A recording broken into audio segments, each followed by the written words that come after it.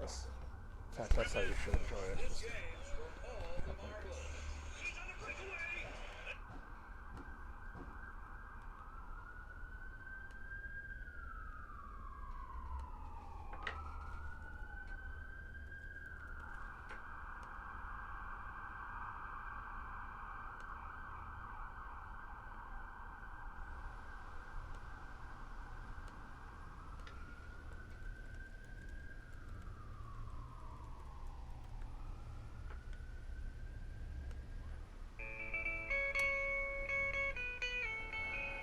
this is for Fuddruckers.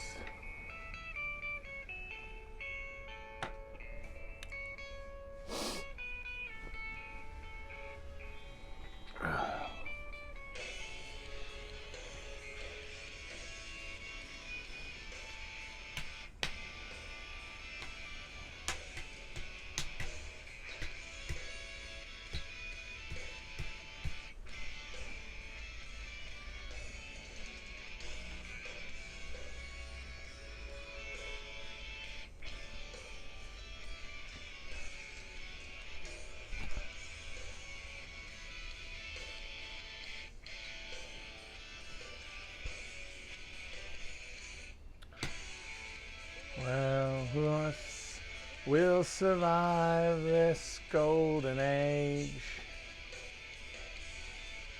Well, others are just old ideas rehashed. Probably something off and on. Where have all the classics gone? I used to say there will never be a classic again. Art repeats itself. I've heard it tell there will never be a skeptic, oh yeah. 'Cause there is nothing new. I've heard it said there will never be a classic again. Art destroys itself. I can't tell, but it pays to be a skeptic, oh yeah. 'Cause there is nothing new. Where do we go from here? Where do we go from here? Where do we go from here?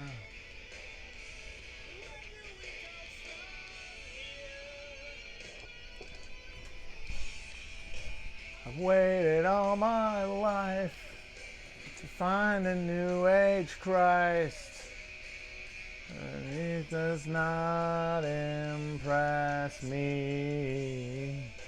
What we need right now is a cultural revolution.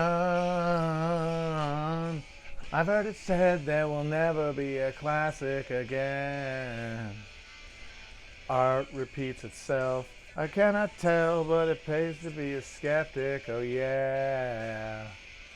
'Cause there is nothing new. There will never be a traffic again. Art destroys itself.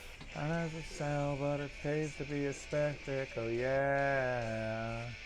'Cause there is nothing new. There is nothing new. No more Fuddruckers. No more Fuddruckers, folks. I've actually only been to Fuddruckers once, I'll admit it. And really, my pain now is that I never got a chance to experience it again.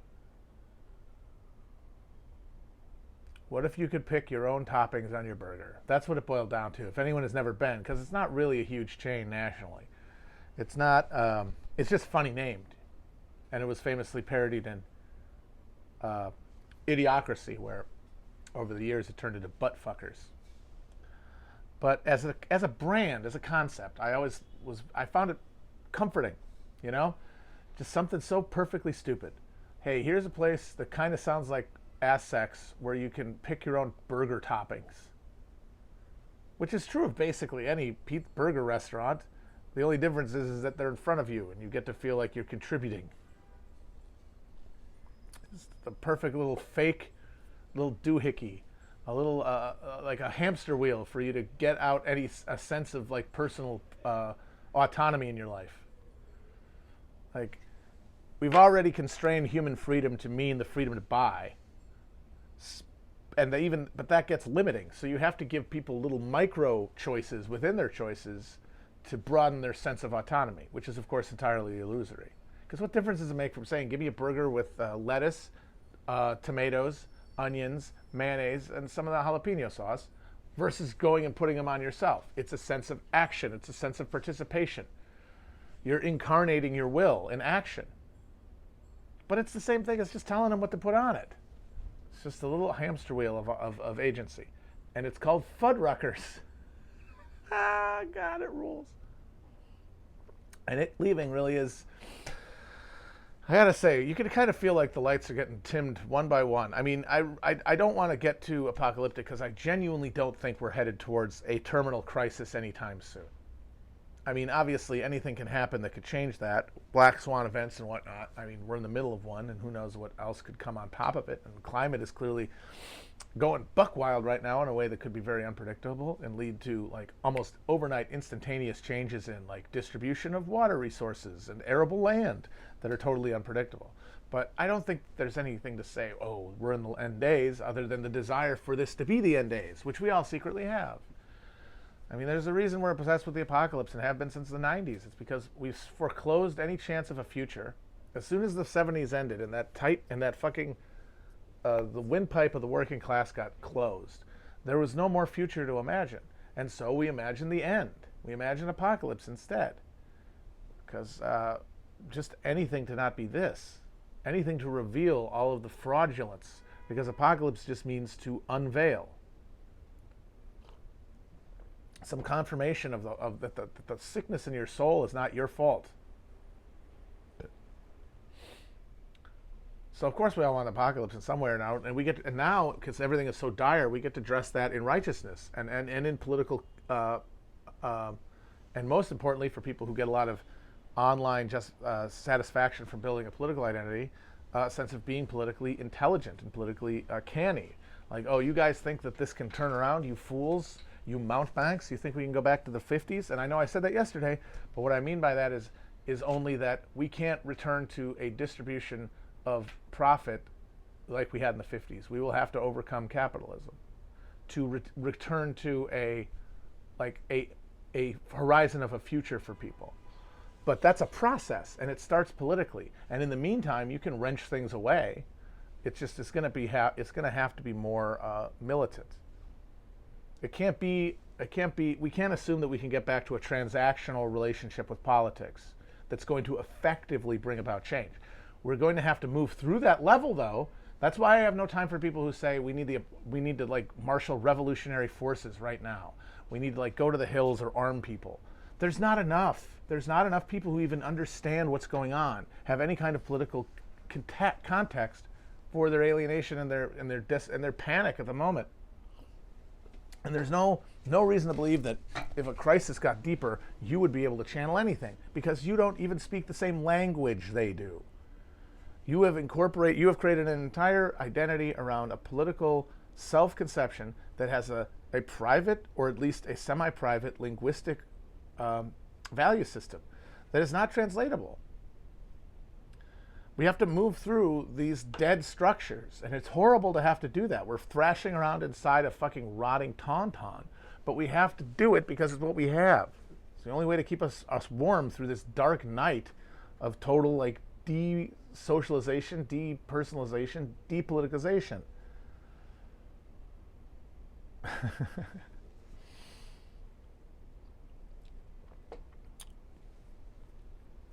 What we're in for is more of the same, but slightly worse.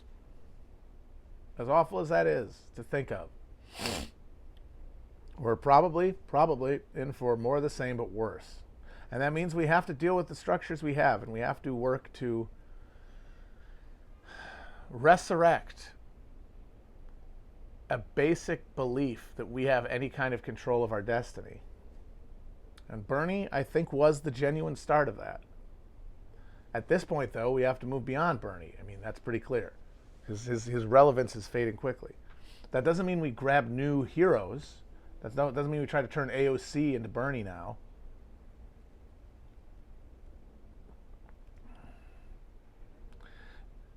It means rebuilding the sense that people can act politically.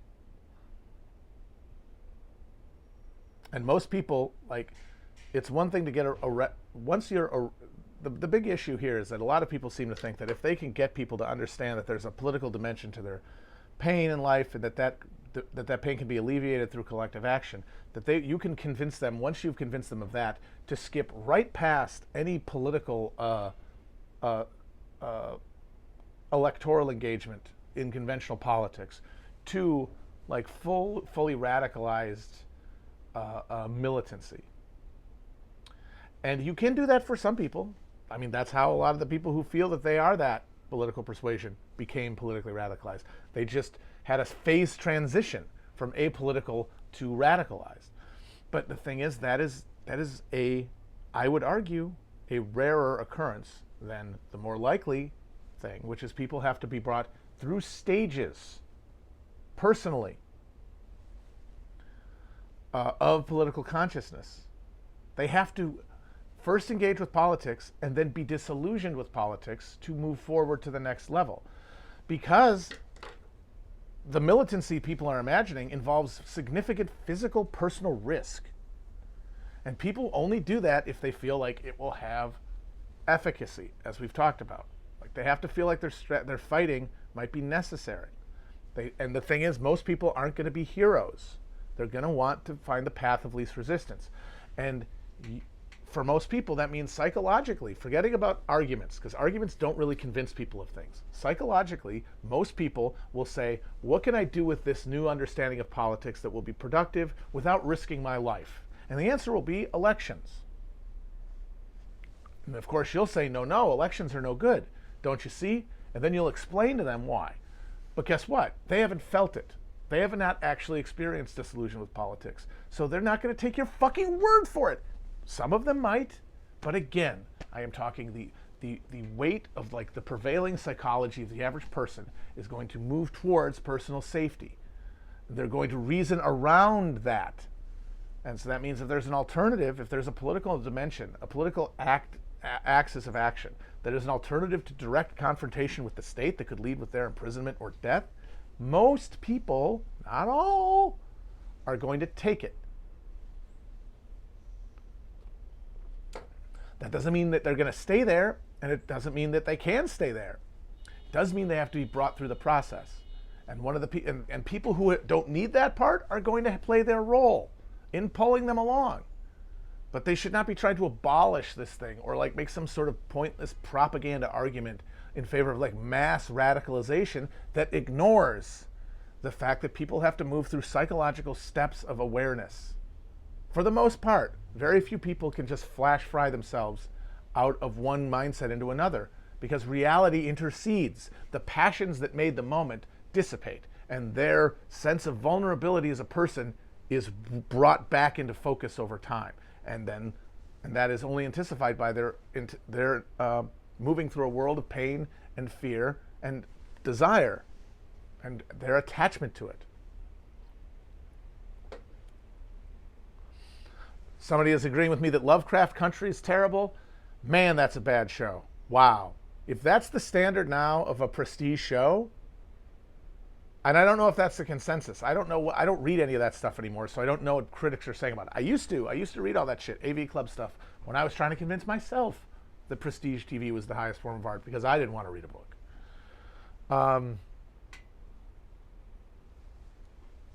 But do people think it's like a good show? Like a really good show? Because it's terrible. It's one of the worst ones I've seen that has any kind of like reputation, and certainly on HBO, which is supposed to be still a cut above the fillet of the TV genre, as Jeff Daniels would say in Squid and the Whale.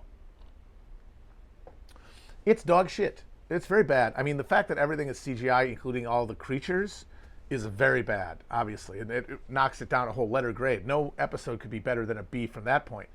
But man, it's like, it is the worst case. It's the worst. I would say that Lovecraft Country is the worst possible scenario of the politicization of culture. that we have had in the last like 4 or 5 years specifically. Under Obama, but really intensified under Trump, whereby the only axis of value that a piece of art has is its political content.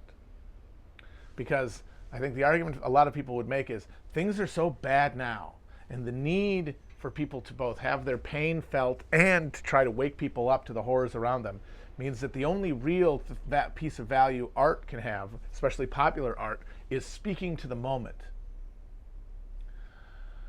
And I must say, my only rejoinder to that is Watchmen, but even more Lovecraft. And I thought Watchmen was bad. Lovecraft Country, even worse. And even more an example of a program that only exists to be political, to say something, to make everybody good people, to get all those white privileged folks watching TV to turn into non-ones, and all the white people who are already feeling good about themselves to feel even better about themselves.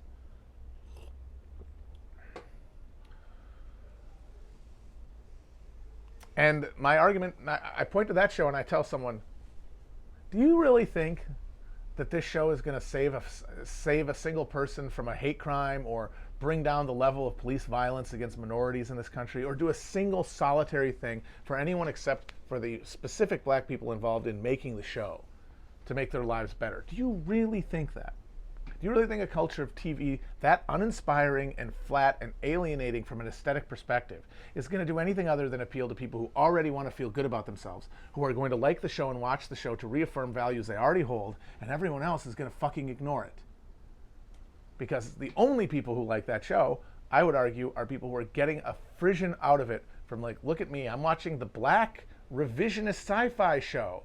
Look at me, I'm reckoning with the sins of whiteness and the erasure of the black experience, and I'm correcting it right here and now. There's no other value to that show. The performances are dog shit, the effects are hilariously bad, it has no atmosphere to speak of, incredibly flat, and of course, its political content is dog food, served up to just a bunch of hungry, slavering Labradors. I knew that in the first episode when they scored, I told you about this already after I saw it, I still blew my mind they actually put this in the show. They scored a montage of racist incidents befalling a family traveling through the South in the 50s or 40s or whatever with, I mean, my God, if it had been like A Change Is Gonna Come by Sam Cooke, that would have been heavy-handed enough. No. We have entered an era where political content has to be so heavily loaded that the abstraction of music is too far, is too anxiety. Like, oh no, they're not going to get the point. They scored it with a James Baldwin speech. Just him talking about racism while watching it. What, like, the whole point of fucking film, which TV is a bastard child of, is the interplay of like light and shadow and sound after the 20s and fucking images. And that are supposed to like go off of one another and produce like individual associations. That's like an artistic response. This is just layering shit on shit to try to stuff it down your fucking throat.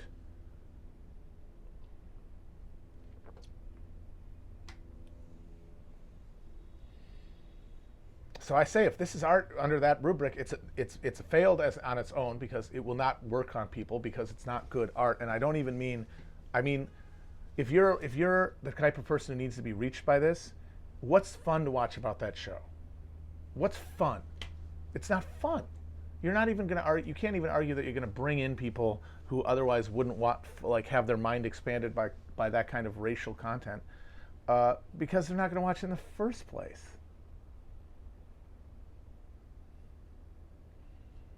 So it's not, it doesn't even have, even though it uses genre, which is what's supposed to be like the thing that gets people in the door because it's plot focused and it can exploit like horror elements and violence in order to keep people watching. Even with all that, even with that hook, it's still dreadfully boring and uninteresting.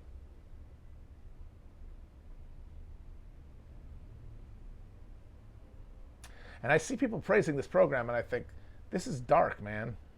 You guys are just going to suck your own dicks in this cocoon of righteousness, producing art to make you all feel better about being white or being privileged, or if you're not white and privileged and making it, getting to participate and tell your story finally and stand in for the exploitation of millions like you. And everyone else is going to be doing their own, and is going to be just falling down the mountainside. That's why I have no patience for any culture first politics of any kind. Caring about any of this stuff.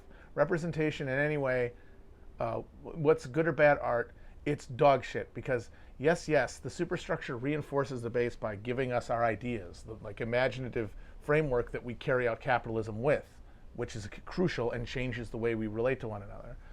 But it cannot be clipped at that source. It cannot be clipped at that source. Look what happens. Look what all that effort brings you to. Something that's just recuperated by the structure, which is funny because you'd think these fucking Pomo people would know that. That's like a key, like French postmodernist take. Like I think it's Derrida, or I can't even remember, one of those frogs. Recuperation. All this, anything that gets brought up in the culture and gets turned into like a cultural meme is then commodified, even if it's if its original motives was genuine hostility to the capitalism.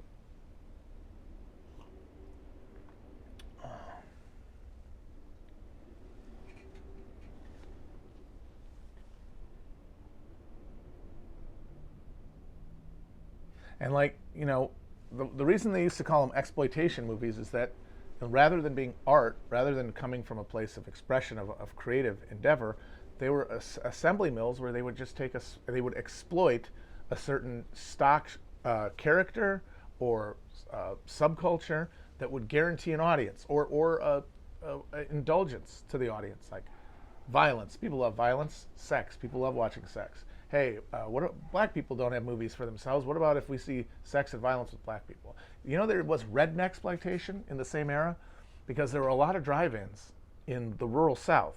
It was all over the place. And there wasn't like national distribution of films back then. There would be like distributors would go like on road shows with like a bunch of fucking films and then show them like at one theater and then move around the country. That's how Dolomite started being distributed. And so they would go to the South and they would play these movies with like hillbillies shooting each other in the butt with buckshot, and like there's a hilarious spot on the back of their union suits, and everybody would have like a jug. But that was a thing that you could exploit in lieu of the art. And this Lovecraft Country stuff like this, it's political exploitation. It's like woke-exploitation. It's woke-exploitation. The wokeness stands in for the art. People talk about it and people watch it because they get to participate in a ritual that reaffirms their political virtues and those of their friends, and that fills the hole of the like actual art that isn't there.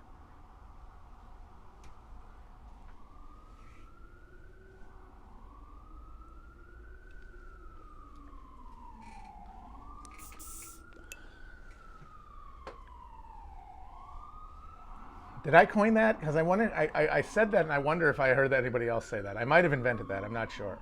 I don't want to say right now I invented it, but I might have heard it from someone else. But I think I invented that shit. But it's true. Just think of how much art, how many things have you seen? How many movies and TVs have you seen? And I think this is one of the things this is a perfect example, by the way, of how. And there was actually It's Always Sunny episode in the last season that dealt with this perfectly. There's this. There's one of the things that powers the really, really stupid cultural arguments we see is that I think the real motive for a lot of like the white male rage at like woke entertainment and video games, yes, a lot of it is based on genuine racial anxiety about and gender anxiety. I'm not going to disagree, especially amongst the most fervent people.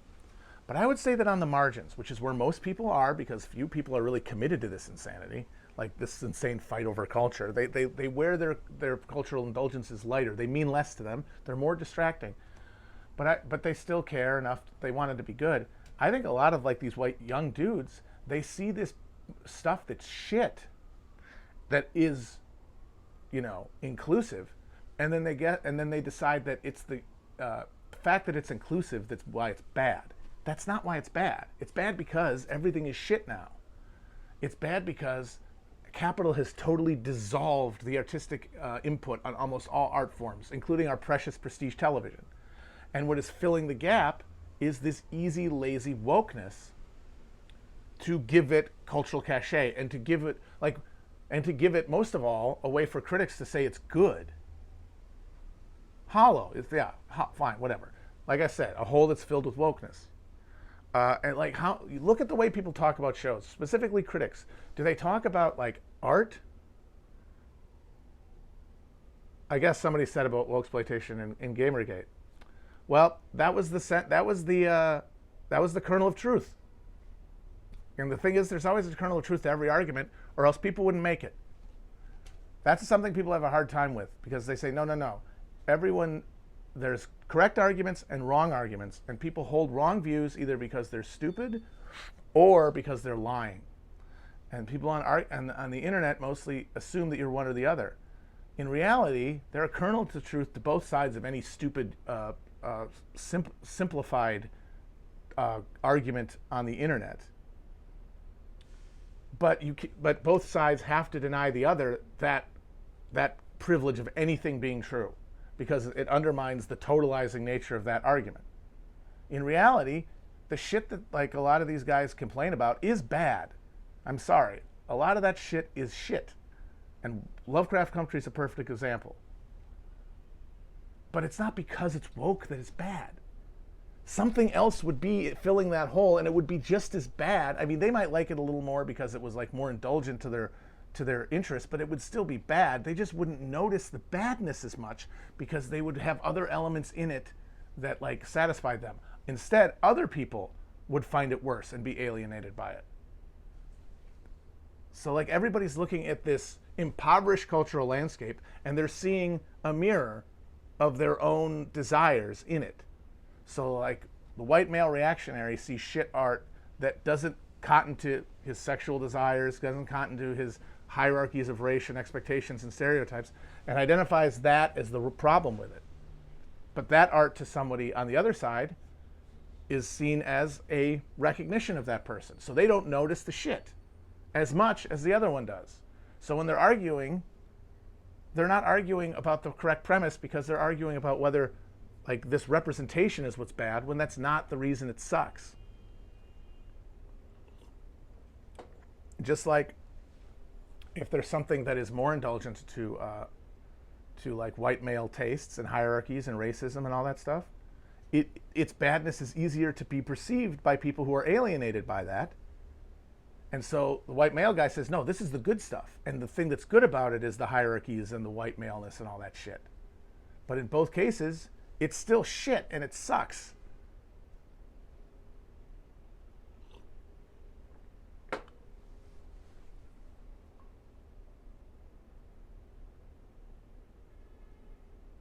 Yeah, no, like all that other stuff, it's like I said, exploitation movies are exploiting the stuff that the lizard brain audience, that at that point was mostly young men, that's who went to the movies back then. That's who went to the movies in the 70s, was young dudes. What do they want to see? They want to see blood and guts and boobs. And they want to see, like obviously, if they're white, they want to see the racial hierarchies that make them comfortable reaffirmed. And so that's what they gave them. But there was blaxploitation for, hey, what do young black guys want to see? And they got that. Now it's flipped. The audience who's getting pandered to has changed, but it's still pandering. And the stuff itself is still as devoid, as hollow as it was back then.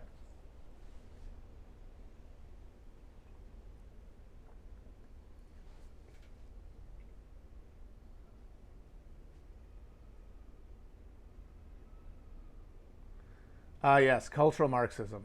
That is such a stupid concept.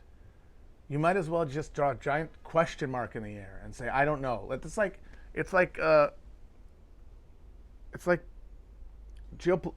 political economy dark matter.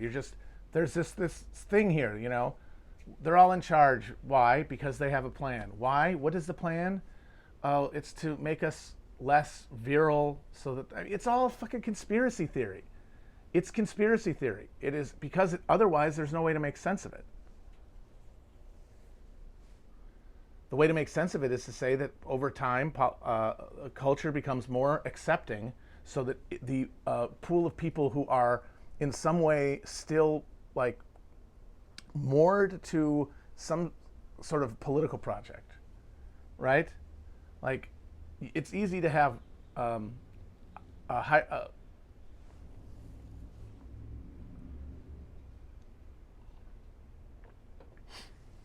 Like, you have a polity that has to submit in some degree to being ruled through a combination of coercion and adherence to a belief that they're part of the world, like part of the state, part of like a political entity, and that they're like a stakeholder in it.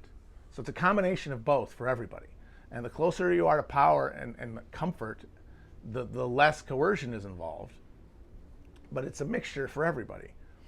And there becomes a time when, in order to maintain, like if demographics change, for example, you have to become more culturally accepting to keep more people bought in that they're part of this thing called the United States. Otherwise, it becomes unstable. It becomes ungovernable. And you have to do that, especially as the material benefit from being an American in the middle goes away, right? As the wages of being in the American working class middle class go away,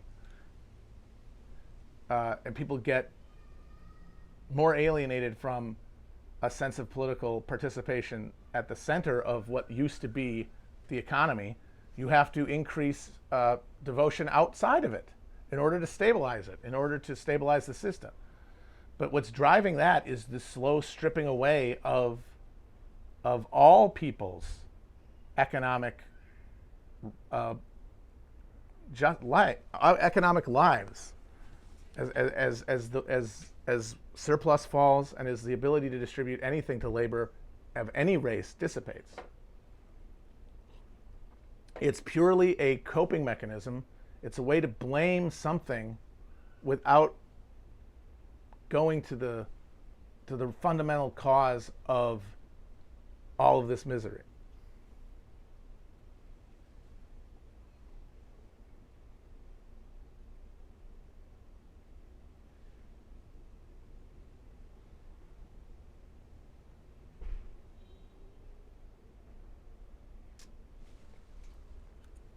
And once again, there's no way to win any of these fights. And it's, like that's what's so frustrating talking about this stuff, and I'm very sorry. Because it is so abstract and it's so hard to grab onto, because at the end of the day it's a hobby for people to talk about.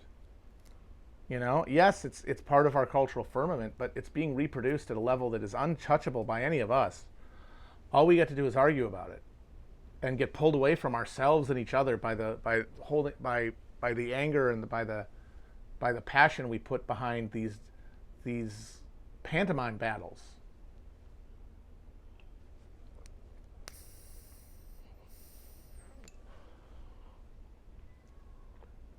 So I won't talk about that anymore. It's very frustrating because it's the most. These conversations are the single most perfectly compacted balls of inextricable false reading and bad faith and libidinal like reinscription. Like these are the opinions where you seek out ones you disagree with to get off. Like stuff about culture, man. Like that's where politics, sure, but politics downstream from culture. Like at this level, this is where Breitbart was right. Like the culture of politics, it's all generated at the symbolic level of entertainment, and then it flows down to politics, which is just a more concentrated form of entertainment that appeals to fewer and fewer people over time, as it like suffuses.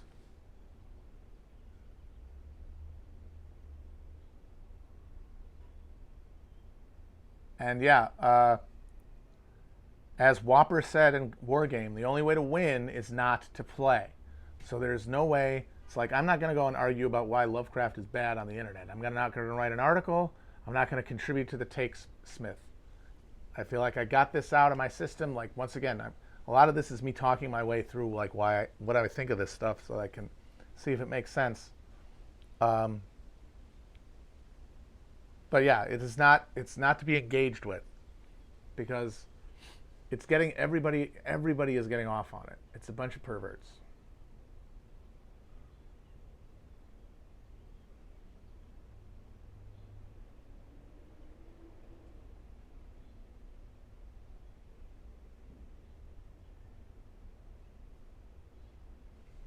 I think squibs. I won't talk about squibs now, but I like the squib discourse because that's a little removed, from like the purely cultural elements of art, like the culture war elements. It's actually got a kind of a material grounding, theoretically. Everything else is just, it immediately flies off, like when you're trying to scatter Donnie's ashes.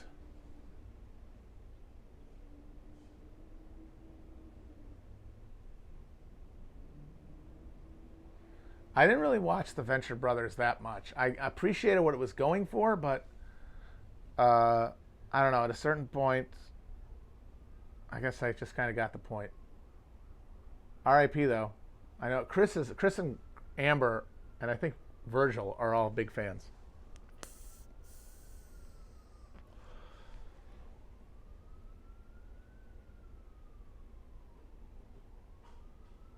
I used to be into wrestling when I was a little kid. I liked WWF Superstars. And then I got into it in college again because of The Rock.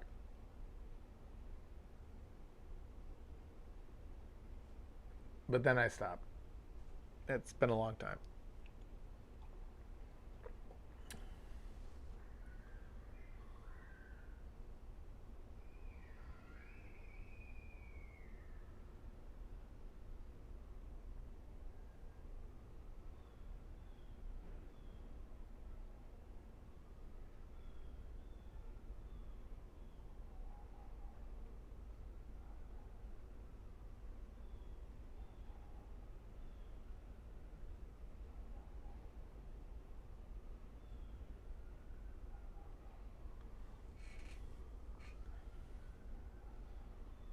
I have not seen the Kaufman movie yet. Schenectady, what's it called? Schenectady, New York? Schenectady, New York? That one's a tough watch, man. That was brutal. I saw that in the theater. It's gonna be hard to get me to sit down and watch that one after that one, but I probably will at some point.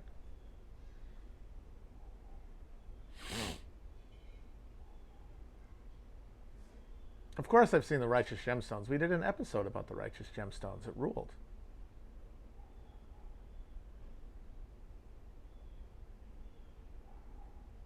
That's how the good Lord work. I love Adaptation. That's still my favorite Charlie Kaufman movie. Written anyway.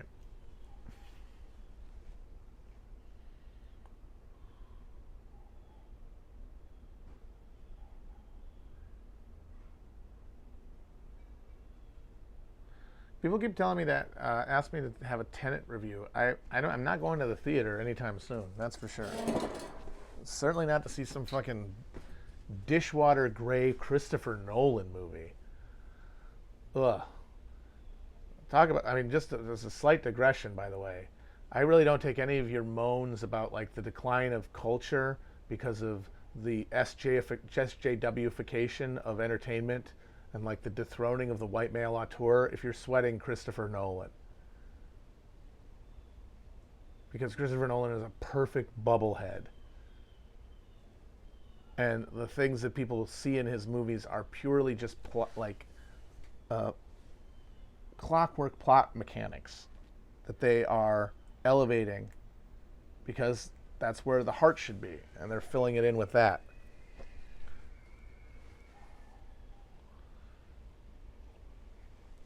My God, the guy can't even really shoot action movies that well. Or action scenes that well. That's kind of crazy if you think about it. Like his movies, almost all of them have been action films, and he has what's a great action sequence in a Christopher Nolan movie? I guess what the Joseph Gordon-Levitt floating hallway thing. I barely remember that.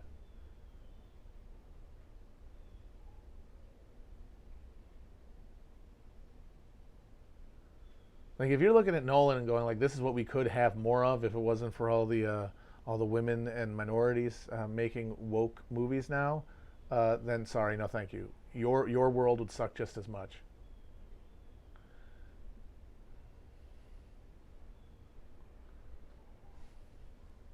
And like most of his movies are action films, and he has no memorable, in my opinion, action sequences. Nothing that has stuck with me.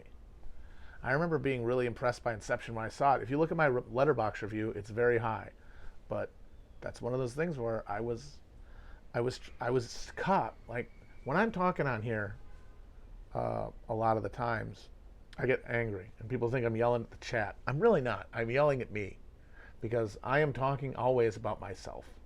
And if people find it meaningful, it's because my experience resonates in some deep way with theirs, and that's it. Uh, and I was in a state of mind where I thought that plot complexity and like this kind of stuff was serious art. It was like bridging the gap between mainstream mass culture and high culture. No, it wasn't.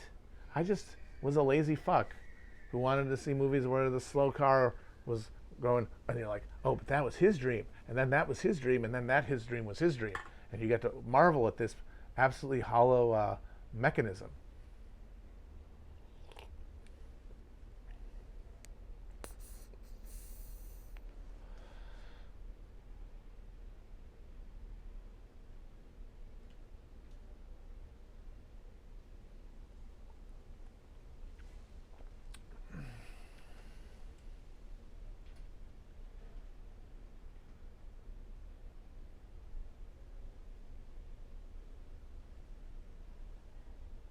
The Battle of Gotham, you mean when the cops who had guns charged headlong at a bunch of guys who also had guns to have a fist fight?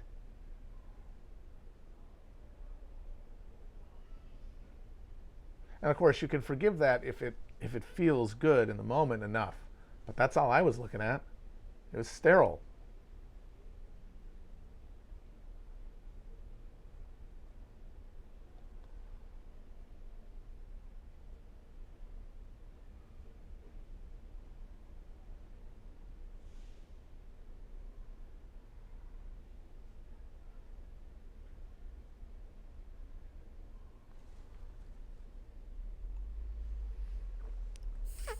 There's always a risk when you talk like this that people are going to go, oh yeah, old man, you're just bitter because they don't like make them like they used to, huh, Grandpa? And the thing is, yeah, that's always an element of all complaints about people about the new modes of art that they weren't like initiated to at the right age. But there also is a steady decline in quality of average art as capitalism infiltrates and annihilates the artistic impulse that makes art. It's just a question of like what percentage is your critique, one or the other. And that's up for the other person to decide.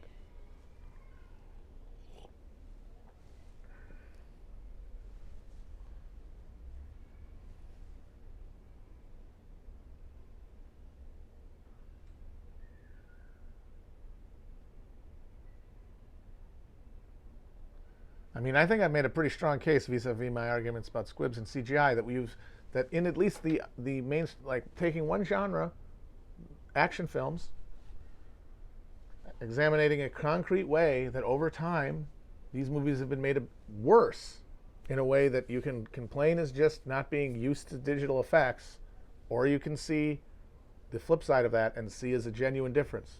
That's for you to decide. And then you ask yourself that, and then you can answer yourself, how is it likely that that effect reverberates throughout all of our mainstream art forms?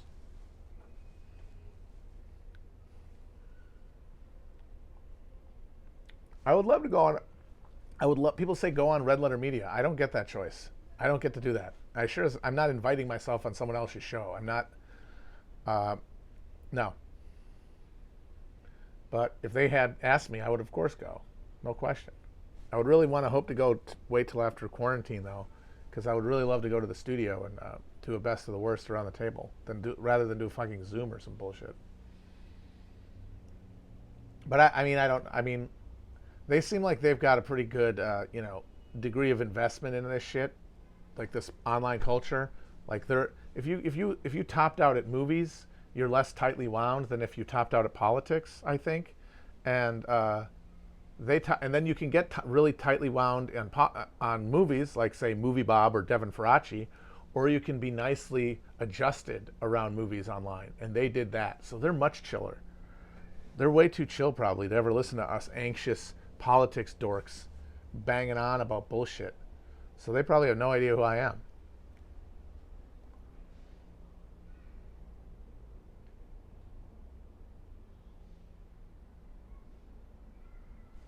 So, but no one tell them to gab us on, please. Please don't do that. Please don't do that. Do not tell them to get me on. Do not do it. I will be very mad at anyone who does, because I'm telling you not to.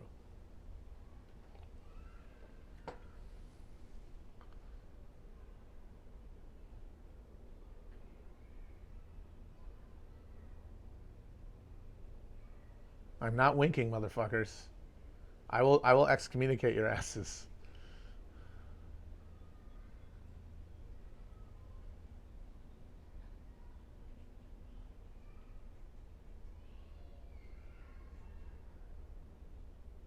Yeah, exactly. They just went through a whole thing with William Shatner because of some eager oafs. Please be cool. Please be cool.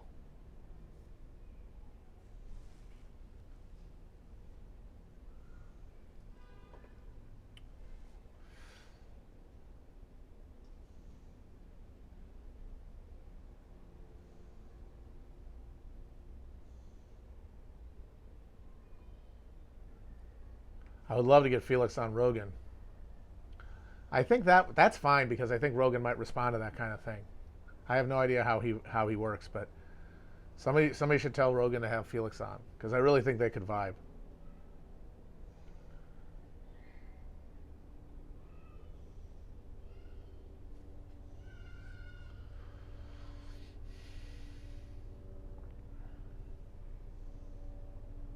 No, I don't think Felix would troll Rogan. I think Felix would go in, earnest, fully confident that he had like a base of. See, that's the thing. People get anxious about going on places that are like not ideologically friendly because they worry about getting rattled. Because they think they would be insecure. They would be nervous. Maybe not even because they didn't think they could like deliver on because they really didn't believe their beliefs. They might be totally secure in their beliefs, but they might be worried that just the thought of all those people listening and watching could get on them and give them the yips. The only way you could go on a show that big would be if you had full confidence that you would have like a base of rapport with the host and prevent just skidding off into oblivion. And Felix 100% would go in there totally confident, and I think would make for a great conversation. They could just vibe on. I think they could vibe on uncles for a solid hour.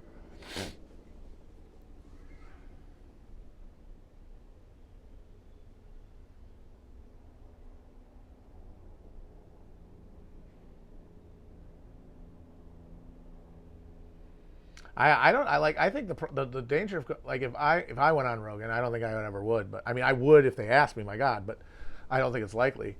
I would be worried, and it would not be about confidence of ideas, and not even about being able to like connect with Joe, because I think I know enough about Joe's shit that I think I know where I could like get a baseline with him and work from. I think I would just get nervous about that many fucking people. Like that show is insanely popular.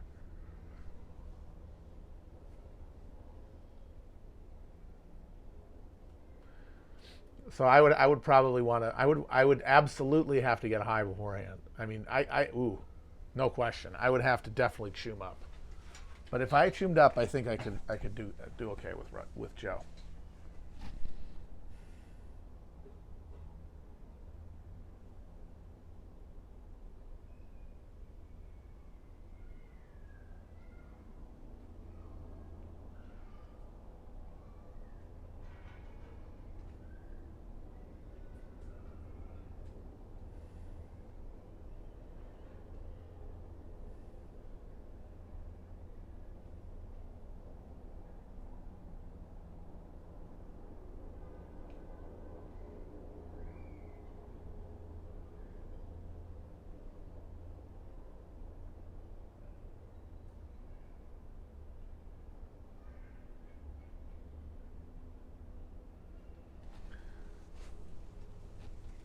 I know that we have a pretty decent audience, but you know, it's by this point it's self-selected. It's people who kind of already like us, and in that vein, you know, we're able to find purchase.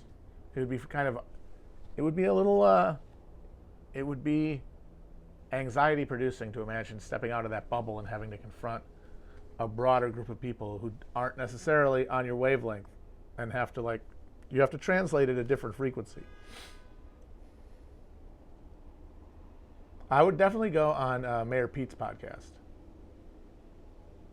I would go on Mayor Pete's podcast right after taking like a huge amount of laxative and then just shit my pants right there.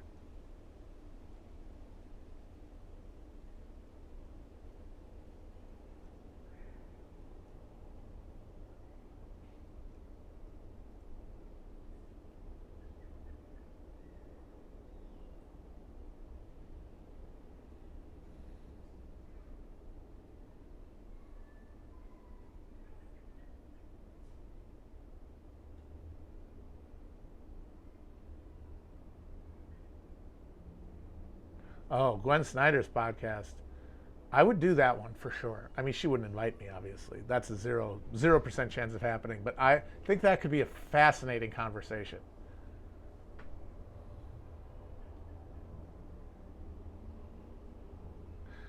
Biden hiring Anita Dunn is hilarious. I mean, the entire Biden campaign is just a ritualized abnegation and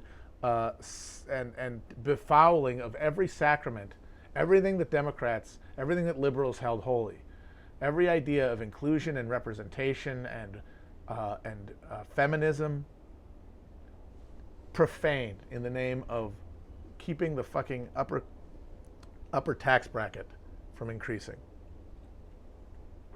Truly monstrous.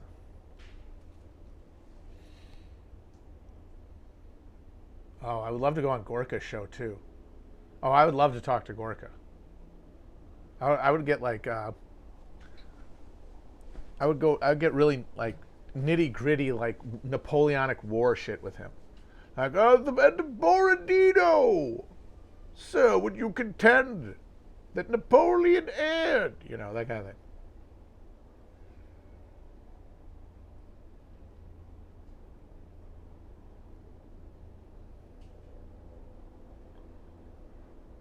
All right, today I got to cut it a little short, but thanks for the convo. I know I got a little cranky there. I'll try not to do that again. Don't want to alienate everybody. But much love to everyone listening and watching, and I hope it's less fuzzy today than it was. Bye-bye.